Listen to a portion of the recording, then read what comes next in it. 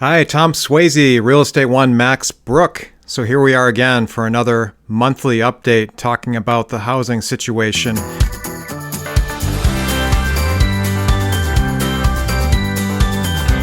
And I'm a little bit late this month, but you know what? I think I'm going to keep this middle of the month because there is lots of good information that comes out in the beginning of the month. We have the jobs report. We have the inflation report. We also have unemployment. These are all key things that feed into the housing economy and also with the Fed on their decision on what they do with interest rates. So behind me, you see a very impressive chart. This is price per square foot over the past 10 years for Oakland, Macomb, and Wayne counties. About doubling in 10 years. So not very bad at all. Definitely it's not as good as an index fund that you could get with the stock market. But hey, why not have a roof over your head and have some tax deductions and own a home? So let's look at the year-to-date price increases through end of August. And if we look at the residential homes, they've increased 8.9% for Oakland County, 9.5% for Macomb, and 8% for Wayne. Condos have increased also, but not quite as much. 2.9% for Oakland, 4.8% for Macomb, and 6.2% for Wayne. Still some very respectful numbers. So last month we talked about the condo prices in Detroit, where they had simmered down a little bit, and that's continuing. The average prices year to date through August are down nearly 10%. And one thing interesting, I did dive into this a little bit, and there does seem to be some relationship with the NEZ tax abatement. The tax abatement is really, it's a great program that Detroit offers. I think it really helps to encourage development by having a 15-year time period where the taxes are much less. So this encourages people to look at buying these units. It also keeps values high.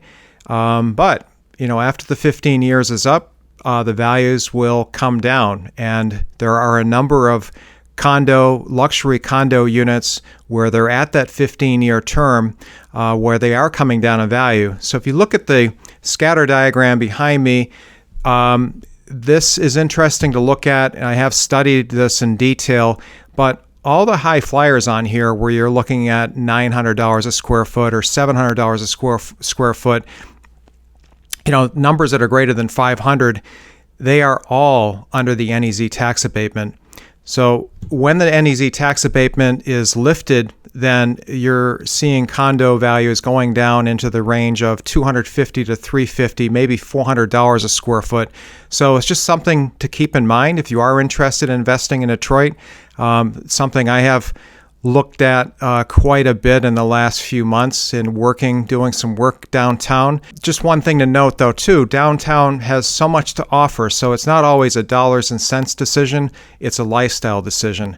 If you look at the restaurants, you look at the sports life down there, different venues for theater.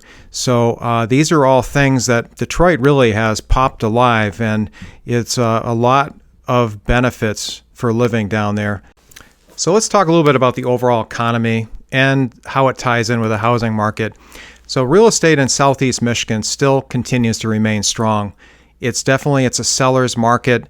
Inventories still remain low and prices still remain pretty darn high. Some recent news that we have seen come out, if we look at the jobs report, a little bit of weakness there. There was supposed to be 161,000 jobs added. It was only 142,000.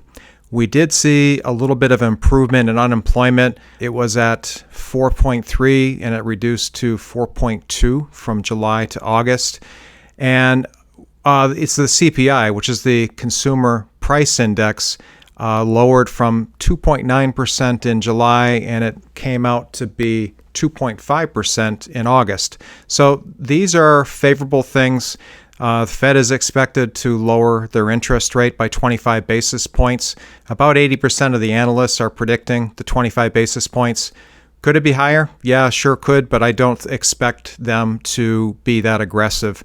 The impact it's going to have on the mortgage rate is probably not going to be a big impact because the mortgage rates are forward-looking, so I wouldn't expect to see much of a change when this is announced by the Fed next week.